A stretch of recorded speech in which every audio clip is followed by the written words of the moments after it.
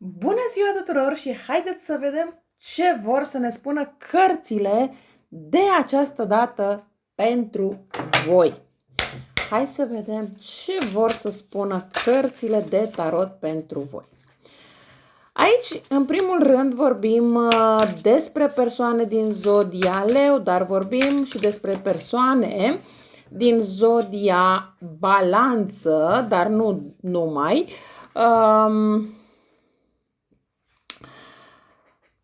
E vorba, în primul rând, de a găsi un echilibru, de a apela la lege acolo unde este nevoie și nu vă descurajați. De ce? Pentru că la un anumit timp karma se întoarce pentru fiecare dintre noi, indiferent dacă s-au făcut fapte bune sau mai puțin bune.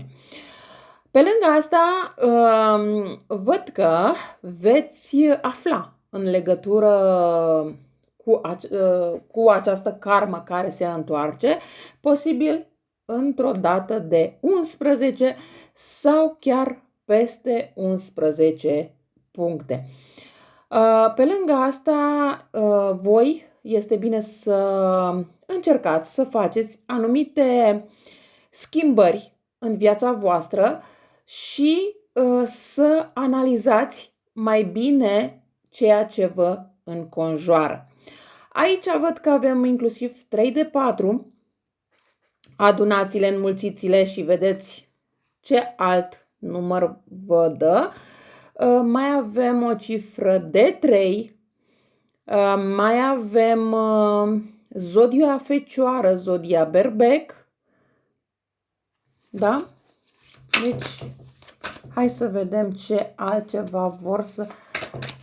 Voi aveți o intuiție foarte bună. Pe lângă asta văd că dați dovadă și de creativitate. Sunteți foarte entuziasmate de cariera pe care o aveți și totodată vă simțiți foarte motivată să începeți lucruri noi, să începeți o carieră nouă, să începeți o relație nouă. De ce nu? Hai să vedem ce altceva vor cărțile să ne mai spună. Aici văd că multe dintre voi vă gândiți la un bărbat dintr-o zodie de aer, dar unele poate să fie vorba și să vă gândiți și la cineva din zodie de pământ. Aici văd că, așa cum am spus, are o foarte mare legătură zodie de aer sau zodie de pământ. Această persoană din zodie de aer mai ales este o persoană care se crede expertă în, să zicem așa, școala vieții, o persoană destul de rece, de imparțială și o persoană care uneori este respectată, dar nu înseamnă că este respectată pentru felul său de a fi ca și om, ci cred că mai degrabă este o persoană respectată prin jobul său. Da? Deci poate să fie o persoană care, nu știu, poate să lucreze în armată, în poliție, în, nu știu, într-o funcție înaltă, da? Și este respectat sau respectată prin prisma jobului. Dar din punct de vedere al omeniei, da, nu mai este la fel de respectat sau respectată. De ce? Pentru că este o persoană destul de rece, este o persoană care nu prea este empatică. Este o persoană, da, într-adevăr, este o persoană justițiară și o să spuneți sau unele dintre voi, păi da, dar taie rău de la rădăcină. Da, poate taie rău de la rădăcină, nimic de spus, dar uneori, prin tăierea acestui rău, creează alt rău, da? Fără empatie. Sau poate să fie vorba despre cineva care lucrează în domeniul justiției, pentru că tot vorbeam de această justiție la începutul etalării și prin prisma meseriei poate că trebuie să ia anumite decizii destul de drastice, însă aceste decizii uneori le ia și în viața de zi cu zi, nu neapărat doar prin prisma jobului. Voi, în perioada imediat următoare, veți avea parte de o realizare ce trebuia deja să aibă loc, dar probabil că a întârziat această realizare. Această realizare poate să fie inclusiv de faptul că voi realizați că persoana din viața voastră este sau nu este persoana potrivită, poate să fie vorba că voi aveți parte de o realizare în viața profesională, da? Deci poate să fie sub orice formă, pentru că țineți cont că este o etalare generală, nu personală și nu vi se poate potrivi tuturor. Nu la toți, realizarea este pe același domeniu. Dar pentru o mare parte dintre voi își putea să spun că această realizare vine din punct de vedere sentimental. În ce sens? În sensul că în perioada imediat următoare veți întâlni un bărbat sau poate o femeie din zodie, aș putea să spun aici că este poate o zodie de pământ cu ascendentul într-o zodie de aer sau invers, da? Dar sigur această persoană are ceva și din pământ și din aer sau poate să fie că este născut la granița dintre zodii. Da? Știți că granița dintre zodii este plus minus 5 zile. Voi ați început să aveți semne de la ghizii voștri, dar uneori aveți impresia că doar vi se pare. Vi se poate întâmpla să vedeți la altă persoană că este un cuplu care este bine închegat, care oferă siguranță, care oferă protecție și poate v-ați gândit că și voi vă doriți așa ceva. Și uite că urmează și în viața voastră așa ceva. Pentru o parte dintre voi, deja această persoană a apărut în viața voastră, dar încă lucrurile nu sunt suficient de concretizate, iar pentru alții sau altele urmează ca această persoană să intre în viața voastră. Acum, așa cum am spus și puțin mai devreme, depinde de la situație la situație. Este bine să analizați foarte bine ce aveți în jurul vostru, pentru că aici această etalare vă spune să nu vă faceți iluzii de la prima întâlnire. Este bine să luați lucrurile treptat, să le analizați treptat și să vedeți ce este bine și ce nu este bine pentru voi. Inclusiv intuiția vă spune în momentul în care întâlniți această persoană sau pur și simplu vă dați întâlnire la o cafea cu această persoană, intuiția vă spune dacă este persoana potrivită pentru voi sau nu. Dar de multe ori nu vă ascultați această intuiție. Se pare că până acum ați avut posibil relații de trio. Nu întotdeauna a existat, să zicem așa, un schimb corect între ceea ce ați oferit voi acestei persoane și ceea ce persoanelor din viața voastră, da? Și ceea ce ați primit.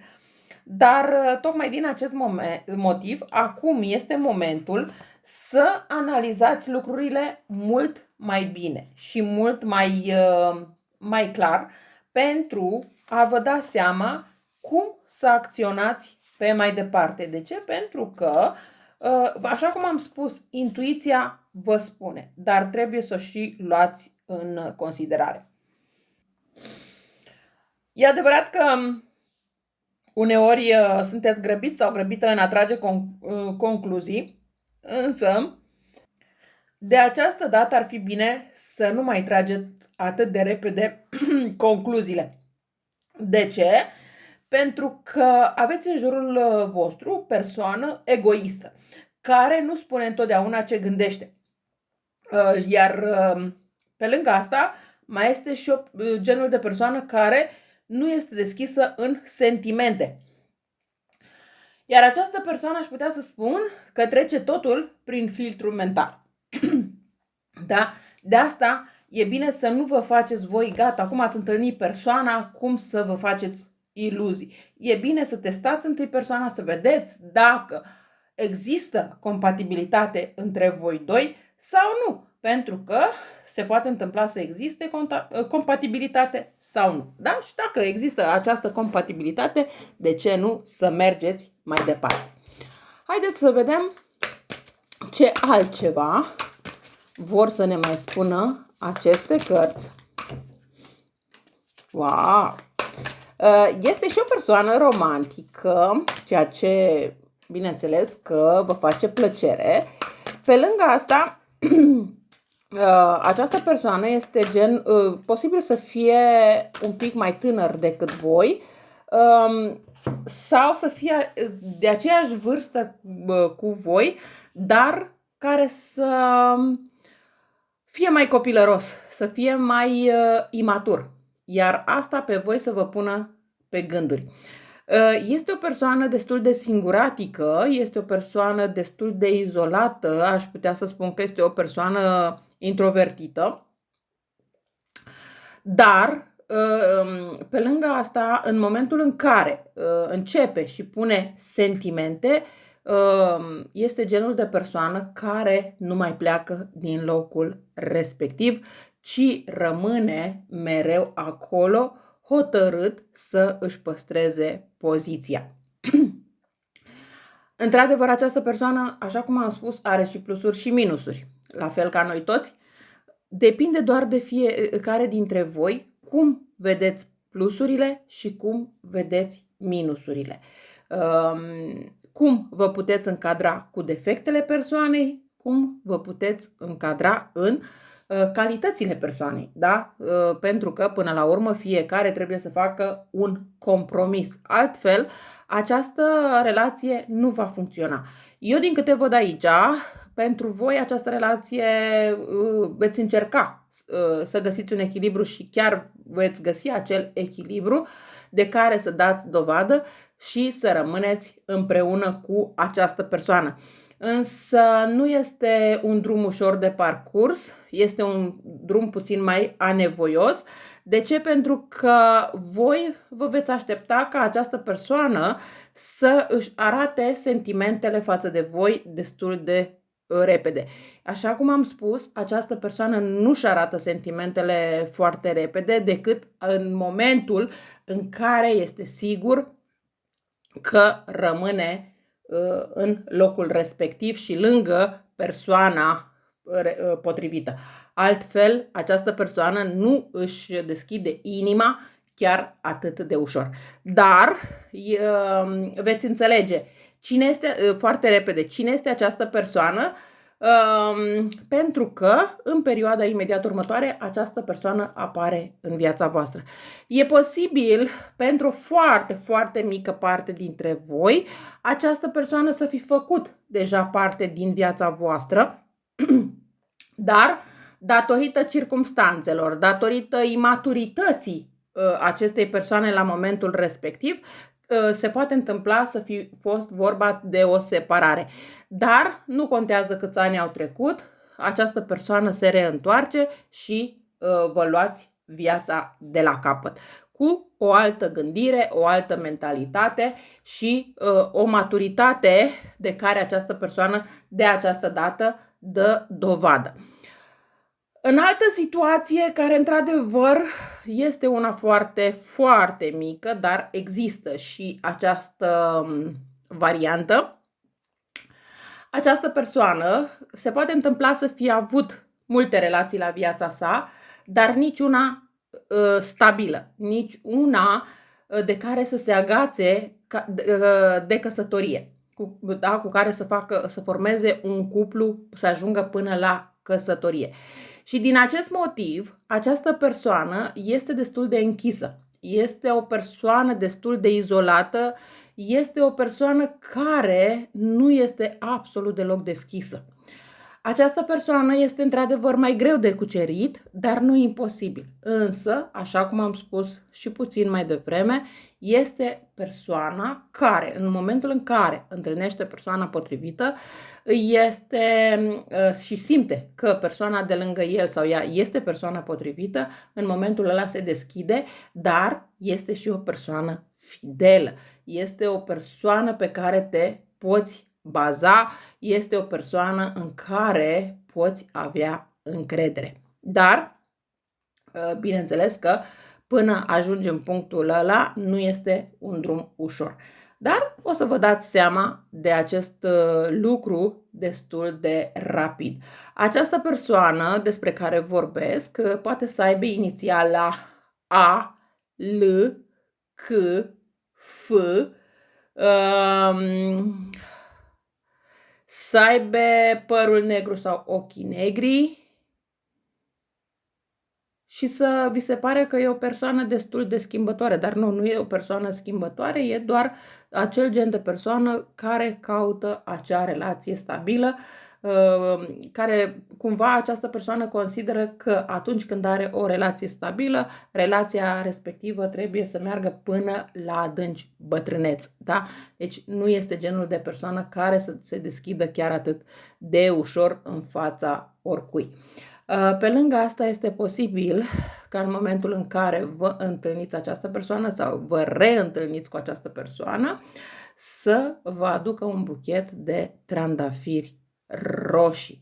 Pentru o parte dintre voi poate să fie vorba de un buchet de 5 trandafiri, pentru alții dintre voi sau altele dintre voi poate să fie vorba despre